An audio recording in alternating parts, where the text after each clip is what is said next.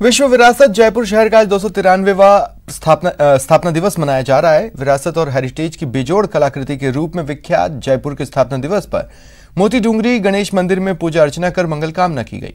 Jaipur greater महापौर Saumya Gurjar, Jaipur heritage महापौर मुनेश कुमारी गुर्जर और जयपुर सांसद ने सामूहिक रूप से पूजा अर्चना कर मंगल कामना की। दोनों मेयर्स ने कहा, निगम भले ही दो हो गए लेकिन जयपुर आज भी एक ही है।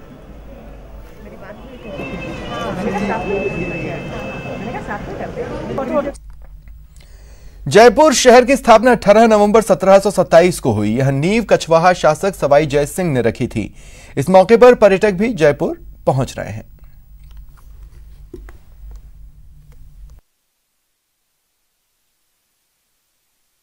गुलाबी नगरी जयपुर का आज 293वां जन्म दिवस मनाया जा रहा है। आज ही के दिन सन 1727 में जयपुर के महाराजा सवाई जय सिंह ने इस खूबसूरत शहर की नींव रखी थी। यह शहर रंगत में गुलाबी है। इसकी शान बड़ी दुनिया में जो है मानी जाती है। इस शहर को यूनेस्को वर्ल्ड हेरिटेज सिटी का खिताब मिल चुका है और तमाम लोग इसकी सलामती के लिए आज पूजा अर्चनाएं कर रहे हैं, दुआएं कर रहे हैं। क्या खास लगा आपको जयपुर में? अभी तो कल आए हैं मगर कल से घूम रहे हैं तो काफी अच्छा लग रहा है। हेरिटेज बिल्डिंग्स, यहाँ के महल किले देखे आप? हाँ, महल देखे, काफी अच्छे हैं। क्या आप विश करना चाहेंगे जयपुर को बर्थडे आज के दिन, और क्या कैसा देखना चाहते हैं शहर में, क्या सुधार चाहते हैं? एक्चुअली आज मेरा फर्स्ट डे है, घूमी हूँ जो भी, बट विश यही करूंगी जैसा है वैसे ही रहे, पिंक पिंक हमेशा पिंक पिंक रहे और हैप्पीनेस से भरा रहे। हाँ, शांति सुकून भी है, सब अच्छा है जी। आपको कैसा लगा? मुझे ये शहर बहुत ही अच्छा लगा। इनके यहाँ महल के आर्टिटेक्चर और सब, यहाँ पे नेचुरल एनवायरनमेंट भी बहुत ही अच्छा है। हमें यहाँ पे स्टे करके बहुत ही खुशी मिली और ये बहुत ही अच्छा है। बहुत ही अच्छा लगा। आपको क्या लगा शहर? मुझे बहुत ही अच्छा लगा है ये शहर, मुंबई से ज्यादा अच्छा है। खूबसूरत भी है। हाँ। यहाँ की आबो हवा कैसी है? ब्रीथ कैसे कर पा रहे हो? पोल्यूशन कम लग रहा है थोड़ा? हाँ, पोल्यूशन कम लग रहा है। और यहाँ पे भी बहुत अच्छे ऐसे दिख रहे हैं, बहुत अच्छा है वहाँ। फूलदार काम किया गया, बहुत अच्छा, वो तारकसी काम जो बहुत अच्छा है। राजस्थान, मुगल और इंग्लिश तीनों आर्किटेक्चर इसमें मिक्स है।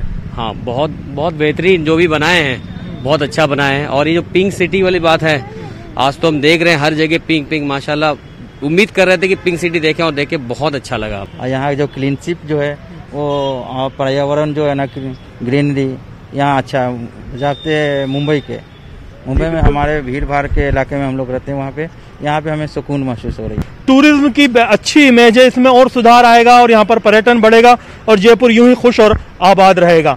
कैमरा पर्सन दिलीप चेची के साथ में अरबाज अहमद, न्यूज़ 18 के लिए जयपुर से।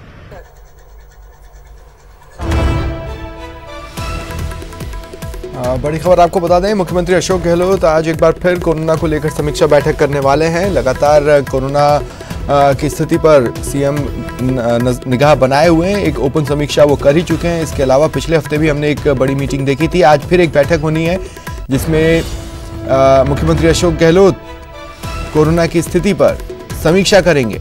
हर एक जिले पर डिस्कशन हो सकता है। 5 बजे सीएमआर में ये समीक्षा बैठक होगी। कोरोना के क्या हालात हैं, क्या कदम उठाने हैं, जिलेवार कोरोना की स्थिति की समीक्षा इस बैठक में की जाएगी।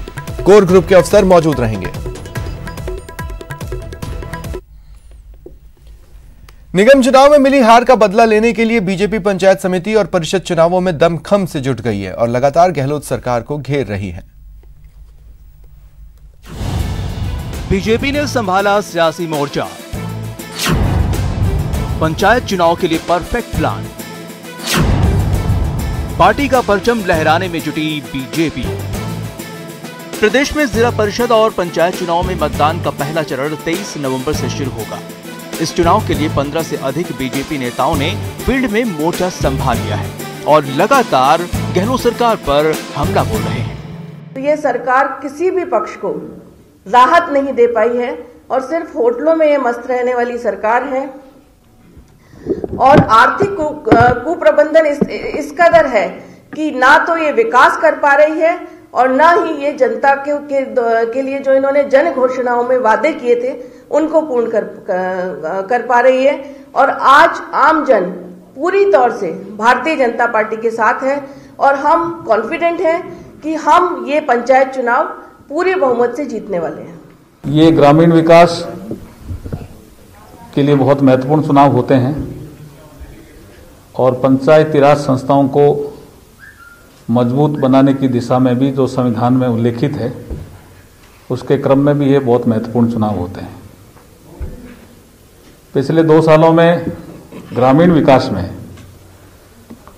कांग्रेस ने कुछ नहीं किया। केंद्रीय मंत्री अर्जुन मेघवाल यही नहीं रुके, उन्होंने ग्रामीण इलाकों के लिए बनी कई योजनाओं के विफल होने का ठीकरा भी गहलोत सरकार पर फोड़ा। प्रधानमंत्री आवास योजना, ये प्रधानमंत्री जी की ही नहीं, इस देश में जो बेघर हैं उनको 2022 तक घर उपलब्ध कराने की एक महत्वपूर्ण योजना। कांग्रेस को लगा कि इस योजना से गांव में भी भारतीय जनता पार्टी बहुत लोकप्रिय हो रही है और मोदी जी लोकप्रिय हो रहे हैं, तो इसको कैसे तोड़ा मरोड़ा जाए। बीजेपी की इस आक्रामकता की वजह भी है। दरअसल हाल ही में नगर निगम चुनाव में बीजेपी 6 में सिर्फ 2 नगर निकाय में अपना बोर्ड बना पाई, जबकि 4 कांग्रेस के खाते में गए। साथ ही साथ इस चुनाव में भी कई बीजेपी दिग्गजों की प्रतिष्ठा भी दांव पर लगी है, जिसे पंचायत चुनाव के जरिए बचाना इनकी मजबूरी है। Bureau report, news 18 network. पंचायती राज चुनाव में जैसलमेर कांग्रेस में बगावत चरम पर है। स्थिति यह है, प्रदेश सरकार में कैबिनेट मंत्री के भाई ही पार्टी के खिलाफ मैदान में ताल ठोक रहे हैं।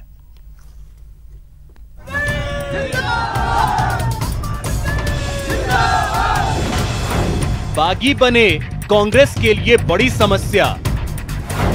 कांग्रेस के समीकरण बिगाड़ रहे बागी। जैसलमेर कांग्रेस में बगावत।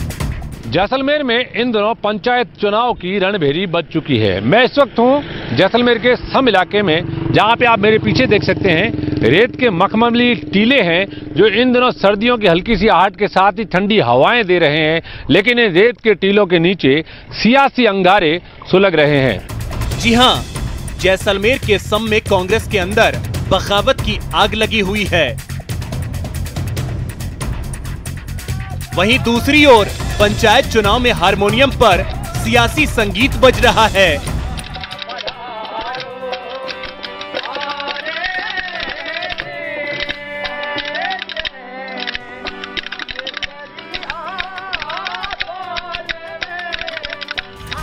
संगीत की बात हम आगे करेंगे, पहले बात बगावत की।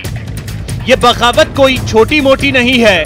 प्रदेश सरकार में कैबिनेट मंत्री सालेह मोहम्मद के सगे भाइयों ने ही बगावत का बिगुल फूंक दिया है और चुनावी मैदान में कांग्रेस प्रत्याशी के खिलाफ निर्दलीय बन ताल ठोक रहे हैं। बागी अमरदीन फकीर पूर्व में कांग्रेस से जैसलमेर पंचायत समिति के प्रधान रह चुके हैं, लेकिन इस बार कांग्रेस के खिलाफ प्रचार में जुट गए हैं। हालांकि पार्टी मानती है कि इससे कुछ असर पड़ने वाला नहीं है। मेरा तो मानना ये है कि जहाँ पब्लिक का ध्येय होगा, जहाँ पब्लिक की इच्छा होगी, कोई किसी पार्टी के पीछे नहीं। लोग जो पब्लिक का ध्येय है कि पब्लिक क्या चाहती है, किसको चाहती है, किसको बनाना चाहती है। जो लोग ये घमंड रखते हैं कि आज हम इधर से उधर या बेफूट डाल के या कोई निर्दलीय खड़े करके सत्ता में आ जाएंगे, उनका गलतफहमी जब रिजल्ट आएगा तो पब्लिक दूर कर लेगी। वहीं इस इलाके के कांग्रेस प्रत्याशी जानब खान को भी लगता है कि बागियों की कोई पैठ नहीं है। जानब का तो यहाँ तक मानना है कि कोई बाहरी इस बगावत को हवा दे रहा है। नहीं, वो बिल्कुल गलत। उन्होंने किसी चंद आदमियों के मतलब कहने से करके बिल्कुल गलत ठोकी है। उनका ये धंधा नहीं है। ये कभी गाजी फकीर ने यहाँ वोट मांगने के लिए, इन वोटों के लिए कभी नहीं। जिला परिषद में हम लड़ते थे और ब्लॉक भी हम लड़ते थे। सियासत में बगावत हमेशा सत्ता पक्ष के लिए चुनौती लेकर आती है और विपक्ष के लिए मौका। जैसलमेर के सम इलाके में पंचायती राज के पदों पर लगातार 25 वर्षों से कांग्रेस का कब्जा रहा है, लेकिन इस बार कांग्रेस के अंदर बगावत का सुर ऊंचे होने के बाद बीजेपी इसका फायदा उठाने की जुगत में है। क्या बीजेपी इन दोनों कांग्रेस के धड़ों की लड़ाई में अपनी सीट पक्की कर पाएगी, या फिर कैबिनेट मंत्री के भाई जीतेंगे, या फिर कांग्रेस से टिकट लाए जानब खान जीतेंगे? ये एक बहुत बड़ा सवाल जो है वो निकलकर सामने आ रहा है। फिलहाल सियासी जो सुलग जो यहां पर जल रही है इन रेतीले टीलों में, वो उभर कर बाहर आई है और क्या निर्णय रहेगा ये आने वाला वक्त बताएगा। लेकिन उससे पहले इस सियासी सुलगती आग में कांग्रेस झुलस रही है। अपने सहयोगी सद्दाम हुसैन के साथ सिकंदर शेख, सम, जैसलमेर।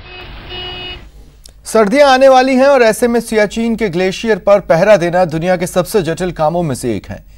ऐसी विषम परिस्थितियों में कैसे रहती है भारतीय सेना युद्ध के लिए तैयार? आज रात 9 बजे हिस्ट्री टीवी 18 पर देखिए इंडियन आर्मी 24 आवर्स। यह है दुनिया की सबसे ऊंची युद्ध भूमि का base camp, Siachen glacier. Siachen की बर्फीली चौकियों में हमारे बहादुर सिपाही हमेशा तैनात रहते हैं। 12,000 फुट की ऊंचाई पर यहाँ हवा में ऑक्सीजन की मात्रा सी लेवल से 60% कम है और तापमान गिर सकता है 0 से 60 डिग्री नीचे तक। यहाँ सांस लेना भी मुश्किल होगा। पर भारत के पास है दुनिया की सबसे बड़ी पहाड़ी सेना। इन सिपाहियों को 20,000 फुट की ऊंचाई पर रहने के लिए प्रशिक्षित किया गया है। सियाचिन की लोकेशन कूटनैतिक दृष्टि से काफी अहम है। भारत और पाकिस्तान के बीच इसी ग्लेशियर पर सबसे पहली लड़ाई 1984 में हुई थी। तब से ये इलाका सैन्य अभियानों का गढ़ बना हुआ है। ऊंची जगहों पर कब्जा है भारतीय सेना का, जिसमें वहां की सबसे ऊंची पोस्ट बाना टॉप शामिल है। 23,000 फुट की ऊंचाई पर मौजूद इस जगह को परमवीर चक्र प्राप्त कर चुके कैप्टन बाना सिंह के नाम पर रखा गया है। 1999 में पाकिस्तान ने फिर से युद्ध विराम को तोड़ते हुए ऊंची जगहों पर कब्जा करने के लिए पास ही के कारगिल से हमला किया। ऑपरेशन विजय के तहत उन्हें फिर से हारकर भागना पड़ा।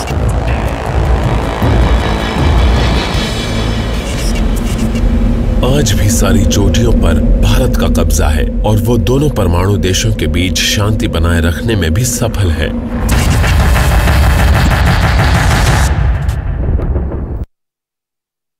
इतना ही, नमस्कार।